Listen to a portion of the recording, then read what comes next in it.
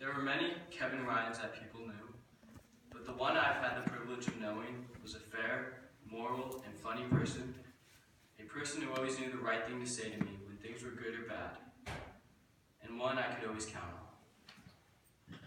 He was the wisest person I've ever known, and may ever know. I'm proud to say that the Kevin Ryan that I knew was my dad.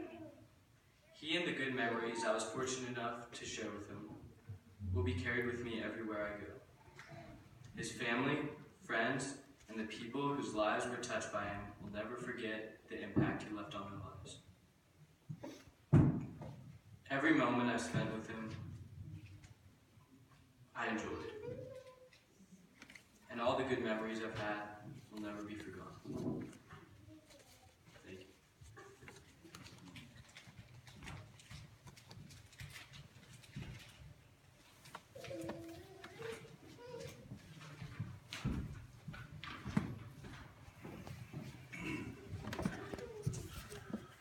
Hello, my name is McGrath, and for those of you that don't know me, Kevin was a very good friend of mine. I started writing this little talk I'm going to give about a day after Kevin passed, and really not comfortable giving speeches in front of crowds, so I'm going to apologize for that. So I ended up reading most of this instead of saying it. I met Kevin at OES in 4th grade, and first day of school, we instantly became great friends. We were best of friends through grade school, middle school, high school, and college. And I'm honored to be here for Kevin today, for his parents, his 2 sons, his friends, and his family. For the most impressionable part of my life, Kevin was a brother to me that I never had.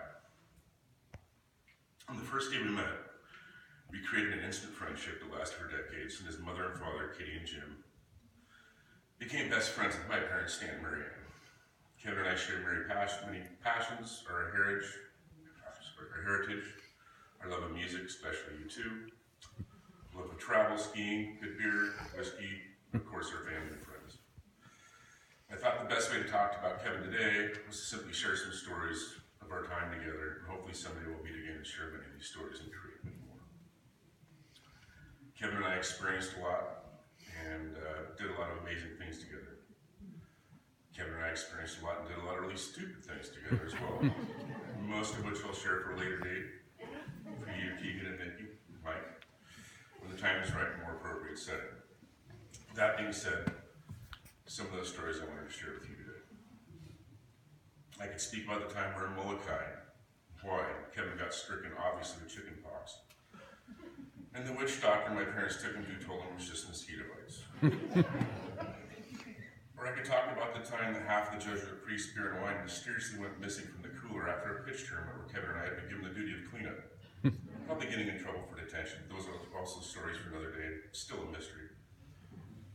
I'm sure if you remember Kitty and Jim, I'm not sure if you remember this, but when I was in grade school, I had an amazing propensity to break things. Every dinner, every lunch, a glass or plate was broken, a lamp was broken. Anything that I could break, I broke. And I really don't ever remember that being the first time I got in trouble for anything with Kevin and myself. The first thing I remember occurred up at our ranch in Central Oregon. My mother, Kitty, Jim, my father, Stan, had a brilliant idea that you'd get Kevin and I these air pump, really strong BB guns. Since Kevin isn't here to speak, I'll say today that it was my idea to hide on the side of the railroad tracks and attempt to shoot every conductor, every train that passed through the ranch.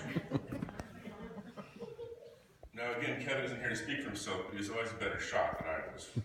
And we were shooting BBs at the trains with the conductor's windows down, and after the 4th or 5th train that passed by, we decided to take a break and have lunch.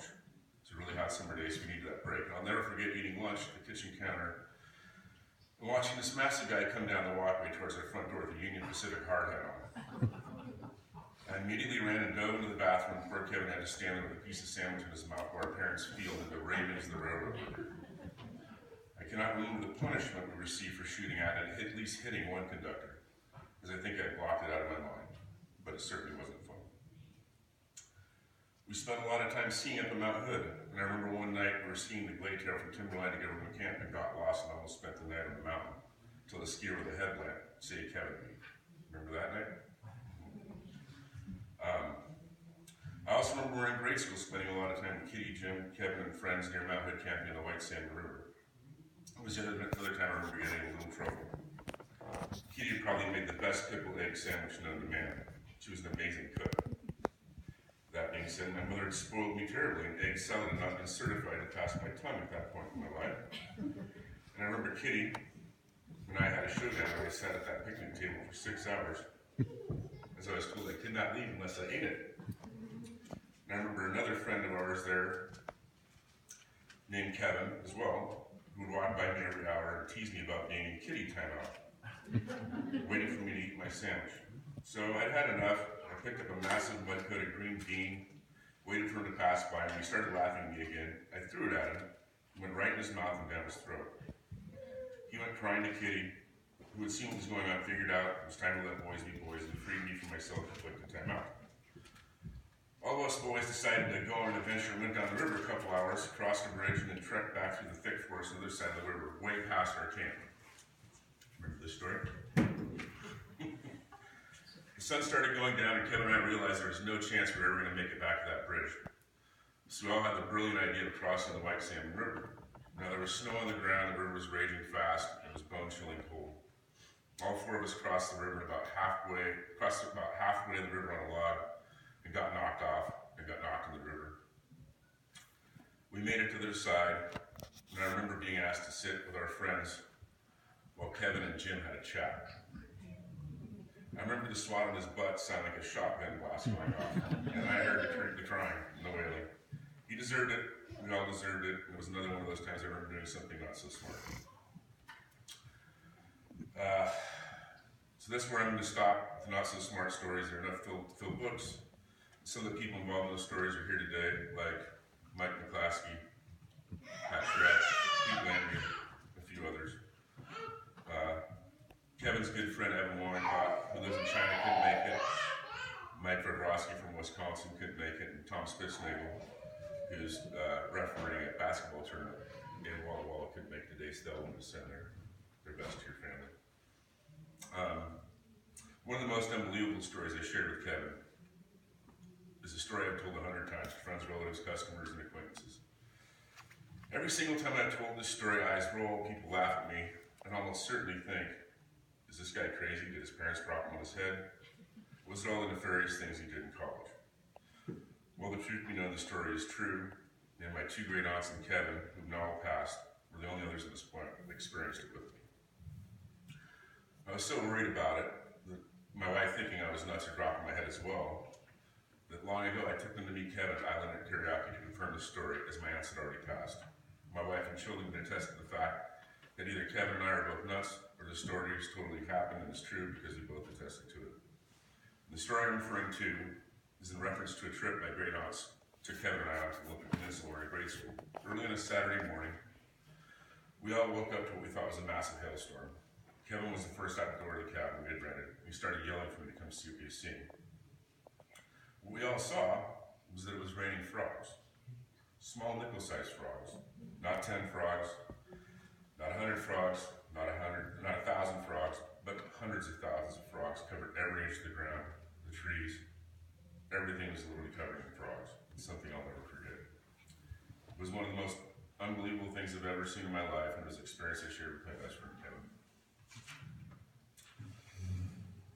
Well, I have a lifetime of stories I could share about Kevin. There's one more I'd like to share with you all today. It was a very special memory. When Kevin and I finished our freshman year at Jesuit, all our parents had a brilliant idea to allow Kevin and I to go to Europe by ourselves for 6 weeks.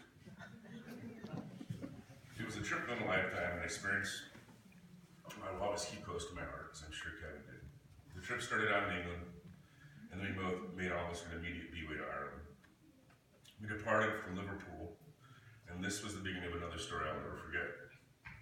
It left around midnight. It was a 10 to 12 hour float. We meandered our way to the pub, because we were both tall for our age, and put in an order for a pint of Guinness. To our amazement, we were given 2, then 4. Well, you get the picture. I believe Kevin's father, a relative, had a liking for a special Irish whiskey called Paddy's Irish Whiskey, so we bought a bottle of it on the boat. Right before exiting, we realized we had to go through customs. We realized we were in big trouble because we were 15 years old. So we stuffed the bottle on the side of a lounge chair. Right at this point, a massive fight broke out, and this one crazy Irishman, no, not Kevin, not me, started hurling chairs, hurling glasses, and punching anything within his reach. Kevin and I escaped and spent an uneventful day in Dublin and got back on the ferry the following evening. And you guessed it, we went right back to our seats in the boat. Lo and behold, the man who had lost his mind on the way over to Ireland was back on the boat and came up with his 3 friends. Yes, his nose was broken, and asked if he could sit at our table. Kevin and I were in a panic. Yes, he seemed sober and nice at that point, but this was a 12-hour trip, and we knew what he had most likely turned into once again. About 2 hours into the trip, with a little Guinness courage, I asked the gentleman, "Were you not the guy that got in a massive fight on our way over the ferry, last night?"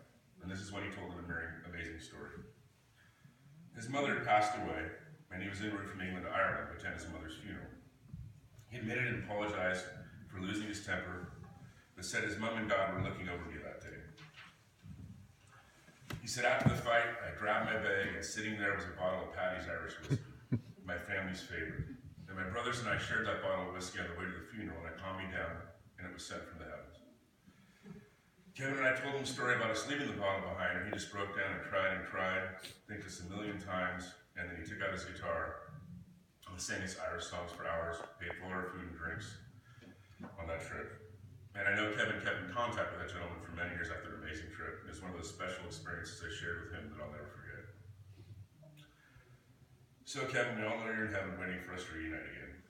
And I hope the love and memories you and your family have all shared with you serve as your bottle of Paddy's Irish whiskey for you to hold on to be shared amongst us all someday when it's God's decision for us to meet again. And until then, please know that I love and miss you dearly, and I promise to spend time with your 2 boys and make you and them proud. I miss you so much, and we all.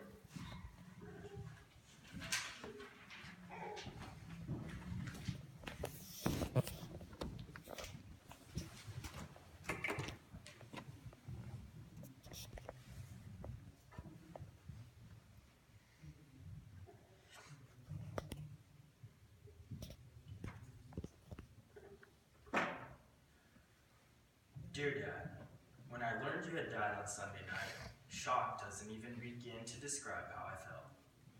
You were a hero to me, a superhero who was invincible to everything. You were also the epitome of Dad. I would be satisfied with my life if I died tonight knowing that I had known such a good father. I remember when I was about 8 years old, you told me you were writing a journal about our younger years. The day I learned you passed, I rushed up to the mountain and scavenged our house for the journal. I eventually found it, and even though you had only wrote 4 pages in an otherwise empty journal, it was enough to fill it. In one of those 4 pages, you told me to never let anyone damage your faith in yourself. You taught me many things, but one philosophy you told me will always stand out. Never dwell on the past. If there's an event you don't like, use it as a learning experience. Don't repeat the same mistakes. Also, don't have regrets. A lot of people say things like, I wouldn't change anything after a trying circumstance. But I'm not about to say that. I would definitely change this if I could. I want you to be present with me. I want to be able to go out and play 9 holes with you. I want to play catch with you. I want you to watch me graduate and throw my hat in the air. I want you to help me walk down the aisle when I'm married. I want to change it all so bad, but I can't. This is our reality and there's no stopping it. You were tough, you were sympathetic, and you were remarkable. You were cut from a different cloth, combining wit, courage, and character all into one spectacular person. And somehow, you were my father. I will cherish every memory that we have together, even the good and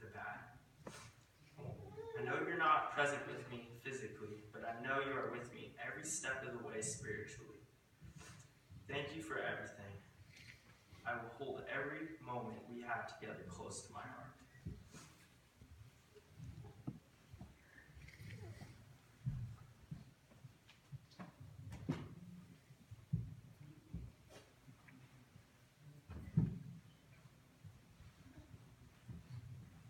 Let us stand.